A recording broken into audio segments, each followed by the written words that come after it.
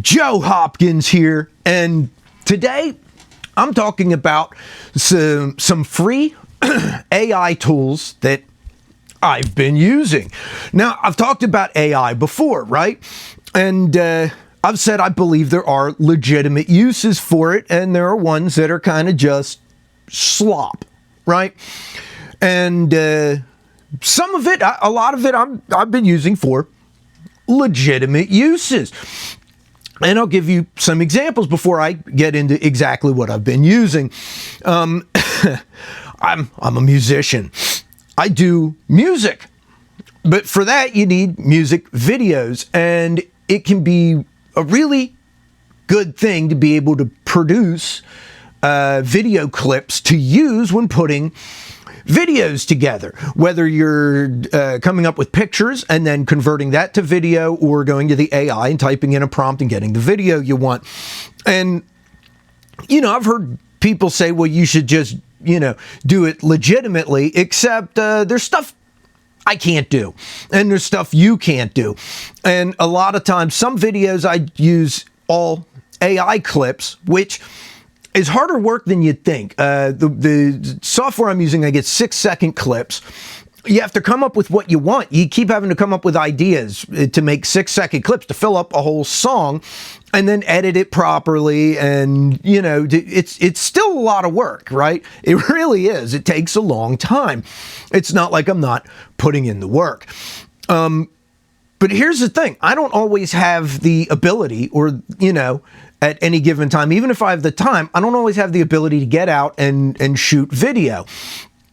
And even when I do, it's good to have clips that aren't just me or video I've shot around town. I don't have the ability to or the money to set up a sound stage. I don't have somebody else to shoot things along with me. I don't have a team of people working with me. That limits what I can do.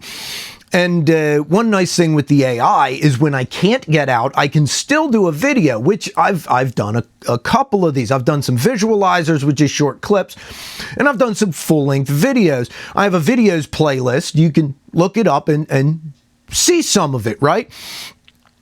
But it's helpful to have this stuff. Another good thing you can do is coming up with clips to mix in with what you have. The video that I do shoot, which I've done videos like that, where part of it's, footage that I shot and part of it's AI. And you can kind of tell it's AI. You pretty much know, right? I'm not trying to be super professional with it. I'm not at that level. Now, it takes a while to learn how to use AI. Just like with anything, there's a learning curve. People have the idea, you just type in a prompt and get what you want. But it doesn't work that way. You have to learn exactly how to type stuff in, the wording, to get what is in your head onto the screen, to get it to do what you want. It took me a while at first because, well, I have video and picture editing software that comes with AI, but I only get so many credits a month to do AI pictures, AI videos. I can use the AI editing and AI, tools, but I only get 300 credits a month. And when you're spending 30 credits on a 10-second video, you go through it pretty quick, right? So it's hard to practice and get good at this. So I searched and searched and searched, and I found some pretty good tools that are free. At least free to a degree, some of them, but they're generally free, that I've been using, and it's helping me get better at it. And these tools work pretty good. Now, there are a lot of different AI tools out there, right? To start with, AI music. We've all heard about AI music tools. Well, what would be the point of using an AI music tool? I've only used those for certain things. Generally, when I'm working on a project for something that isn't on this channel.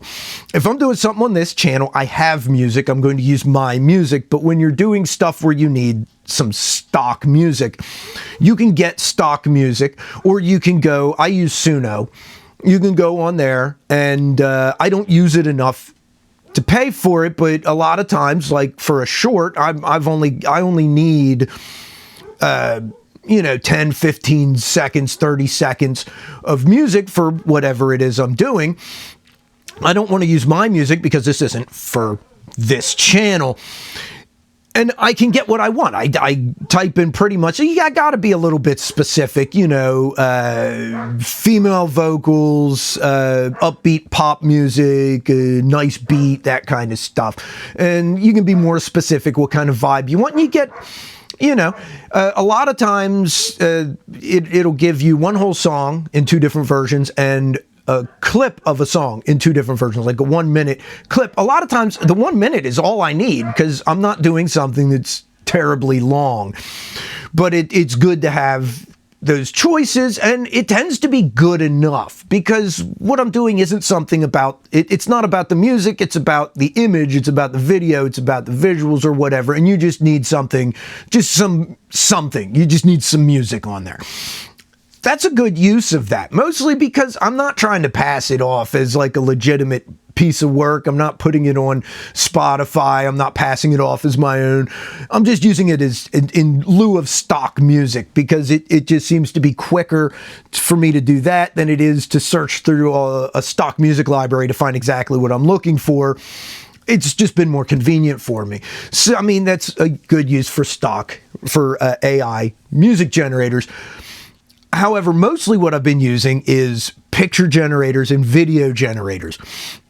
Like I said, to get those video clips I want. Now, for the video clips, I've been using Grok, which allows you to, on their free mode, make so many videos a day. I don't know how many it is, 25, something like that, 6-second clips. Now, if you pay, if you sign up, you could do 10-second clips. You can do higher resolution. You have more options. And that's, that's something I'm going to do because I use it a lot. I find myself using it all the time. And it's fun actually to just type in the prompts. And because you're not paying out money and you can keep doing this over and over, you can practice. Type in the prompt, see what you get, modify what you typed, add this, take that out, change this, you know what I mean? Change your prompt and see how it changes and practice with it and get better at it. That can be a lot of fun. And in fact, what I found was a ton of fun. I did a video for my song, Last in Line. You can see it on my videos playlist, my music videos playlist. My song Last in Line, basically the entire thing, I just went rainbow themed and just tried to come up with the most crazy batshit prompts I could. Right? What's the nuttiest stuff I can come up with? What's the most wild out there? And it's really fun. It's really fun to see what it comes up with. But quite often what I like to do is take a picture, because the picture software I use, you got a lot of options regarding how it looks. And then Grok, I put it into Grok, and Grok makes the picture move. We've all seen how AI video generators can do that, right? Now you have fewer options. It's more moderated if you use a picture, obviously, because if it looks like a photograph, maybe the person isn't consenting for you to do this, that, or the other. So, it moderates it. There's only so much you could do. Whereas in Grok, when you're doing the prompt, it'll do almost anything you want. It even has spicy mode, not for pictures, for the prompts directly in, because it knows it's creating the entire thing from beginning to end. But still, I'm not really doing super spicy stuff. So I like taking the pictures and moving them over. Where I get the pictures is perchance.org, which is a free AI picture generator, right? Perchance has a picture generator. If you just go to perchance.org, I'll put links down below, and I'll put a link. I think it's just to the picture generator. If it's not, and it comes up with all their different generators, you can go through and find the picture generator. But what I love about their picture generator is you can put in the prompt. You can set it to different ratios, right? You can set it to different numbers of pictures that come up. I usually have it set to 32, but you can do as little as 4 or as many as 32. And it has different styles. And that's what I find is cool. So I went to the 50s photo style, right? They got different photo styles, 20s, 30s, 40s, 50s, all the way up to the 90s. They have what's some medieval, which is pretty cool. I'll show you some examples here while I'm talking. The medieval I thought was pretty cool. The old world map. And with this, I prompted just a beautiful woman and put it into old world map, and I got like some really cool results, because obviously a beautiful woman is pretty vague. I want to see what it comes up with. And old world map isn't what that's for. So you kind of, but it's got a lot of different styles on it, right? You can go through, I've used cinematic, casual photo.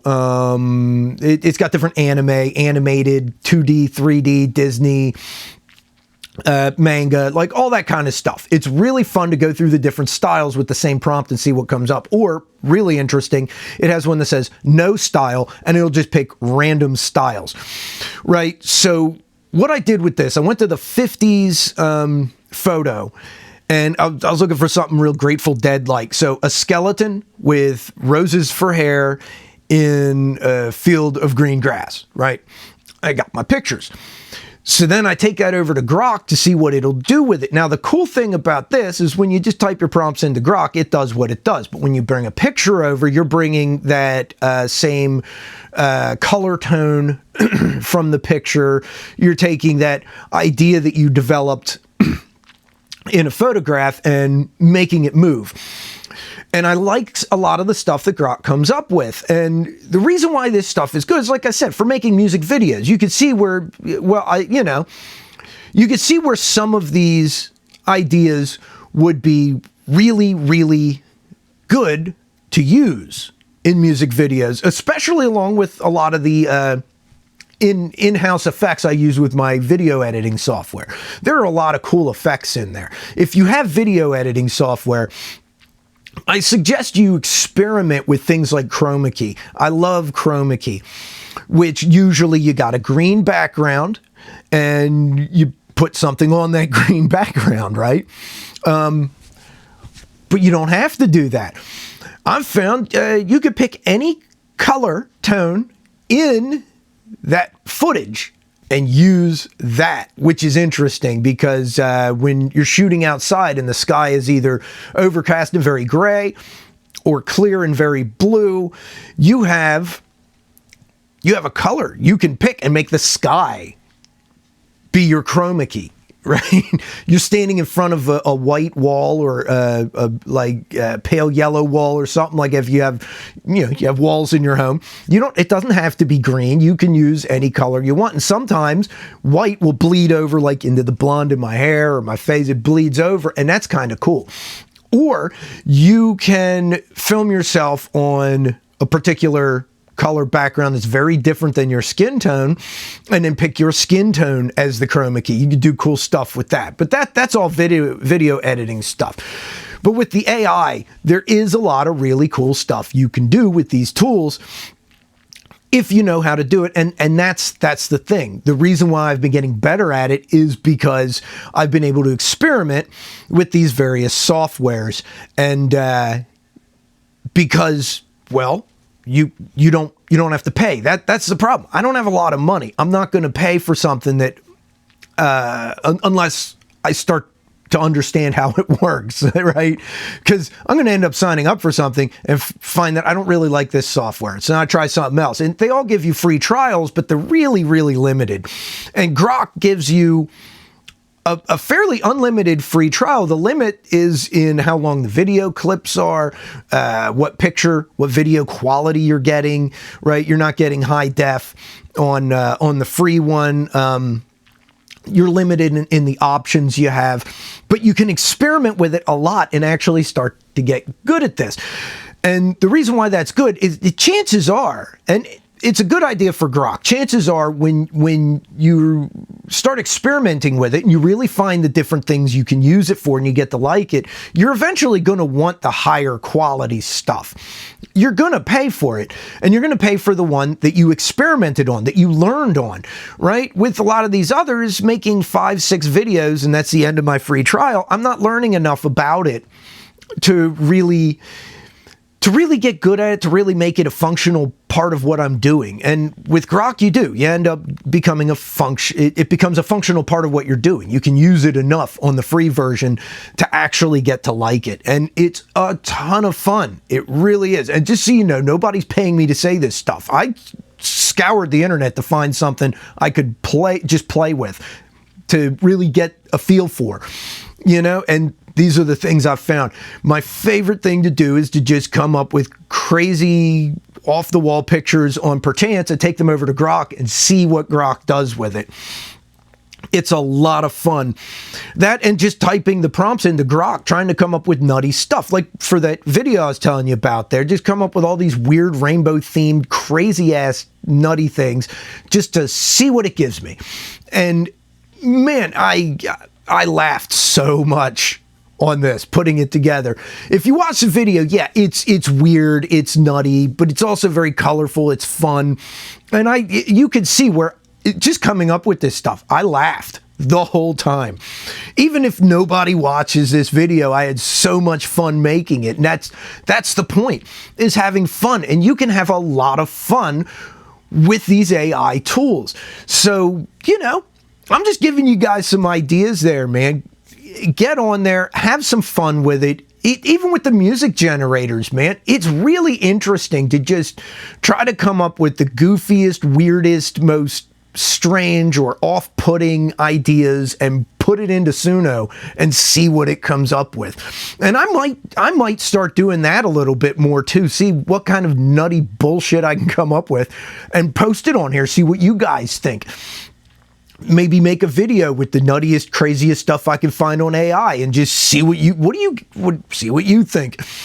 And, keep an eye out for that. I think I'm going to experiment with that now that I'm thinking about what's the weirdest stuff I can come up with, right? And see what the AI makes of that. If nothing else, I'm having a lot of fun, and you guys should check it out, because even if you don't do videos, even if you're not on YouTube like me doing music, even if you don't need this stuff, it is a ridiculous amount of fun just coming up with whatever goofy crap runs through your mind. And it is a bit of a mental workout too, because, like for my video for Last in Line, at some point you start running out of ideas. You have to really start stretching your mind like, oh, God, I've come up with the craziest shit I can. How can I top that? You really start thinking, what else can I come up with? I got a whole nother minute of this song to make video footage for. And you really start just going way in the left field. It's a lot of fun. I suggest you all try it, right? I even, I hit my wife up to perchance.org because she uses, she's an influencer and she uses pictures in a lot of the things she does. And she scours the internet looking for royalty-free pictures she can use. And a lot of times she's just compromising. She finds something that's close to what she wants. This gives her what she needs, right? Because also with this, it's not like she's passing the pictures off as her own. She's a writer. It's her words that matter, but she needs a picture to go along with it for the articles she does. And this gives her that. If you do that kind of thing where you need a picture to represent something, and it's not the picture that's the main focus, it's the something else. Great idea. What you shouldn't do is try to pass this stuff off as your own, which, but a lot of us, we need pictures. We need a couple seconds of video footage. We need like 30 seconds of a song for this other thing we're doing. And that's where I find AI comes in really handy, along with just having fun with it, which I think I'm going to start doing that with the song thing. What's the craziest thing I can come up with? I got to experiment with that. If you guys look on this channel and see some song that I obviously didn't make, that's just really nutty with crazy ass video footage with it, that's what it is me screwing around.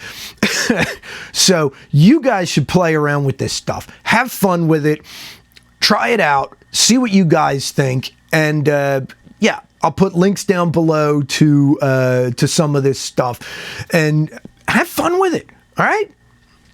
Yeah, abuse that AI. Use it in the goofiest way possible.